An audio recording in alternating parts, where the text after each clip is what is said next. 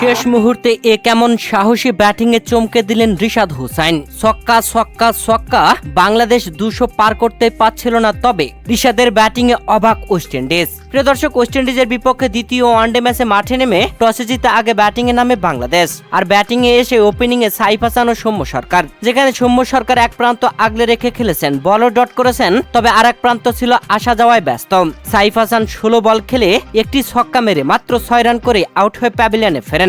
অনডাউনে batting আসা তাওহিদ হৃদয় 19 বল খেলে 12 run করেন। এরপরে আসা নাজমুল হোসেন শান্ত 21 বল খেলে 15 রান করেন। তারপরে মহিদুল ইসলাম অঙ্কন 35 বল খেলে 17 রান করেন। সৌম্য সরকারকে কেউ সেভাবে সঙ্গ দিতে পারছিল না, তবে এর পরপরই সৌম্য সরকারও প্যাভিলিয়নে ফিরলেন, যেখানে 89 বল খেলে 45 রান করে প্যাভিলিয়নে ফিরেন সৌম্য সরকার। তারপরে নাসুম আহমেদকে নিয়ে অধিনায়ক মেহেদী হাসান মিরাজ বেশ কিছুটা সময় ধরে রেখে খেলেন, বল ডট করে যান, উইকেট বিলাচ্ছিলেন না। তবে নাসুম আহমেদ একটু পাগলাটে ব্যাটিং করেন, একটা ছক্কা মারার পরে আবারও মারতে গেলেন, তবে ক্যাচ আউট হয়ে প্যাভিলিয়নে ফিরলেন 14 রান করে।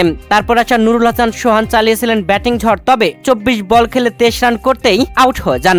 বাংলাদেশের বিপক্ষে এই ম্যাচে ওয়েস্ট ইন্ডিজ বোলিং এ চমকে দিয়েছে, প্রত্যেক বলারই স্পিনার, আর স্পিনার দিয়ে পুরো ম্যাচটা শেষ করে দিল তারা। যেখানে স্পিনারদের হয়ে মতি সবচেয়ে ভালো বল করেন, 3টি উইকেট তুলে নেন, তবে কম ইকোনমিতে বল করে চমকে দিয়েছেন আলিক আথানাজ। 10 ওভার বল করে 3 মেডেনের সাথে 14 রান দিয়ে 2 উইকেট তুলে নেন। শেষ দিকে এসে শেষ 2 ওভারে রিশাদ হোসাইনের তাণ্ডবে ব্যাটিং, যেখানে 49তম ওভারে পরপর 2টি ছক্কা ও একটি 4 হাঁকান রিশাদ হোসাইন যেন চমকেই দিলেন। ব্যাটিং এ তাণ্ডব করে সবাইকে অবাকই করলেন। মাত্র 14 বল খেলে 3টি 4 ও 3টি ছক্কায় 39 রান করলেন। 278.57 স্ট্রাইক রেটে ব্যাটিং তাণ্ডব করেছেন রিশাদ। যে বাংলাদেশ 200 দোরগড়ায় যেতেই পারছিল না, সেই বাংলাদেশকে 213 রানে নিয়ে গেলেন রিশাদ হোসাইন। বাংলাদেশ পুরো 50 ওভার খেলে 7 উইকেট হারিয়ে 214 রান টার্গেট দিয়েছে ওয়েস্ট ইন্ডিজকে।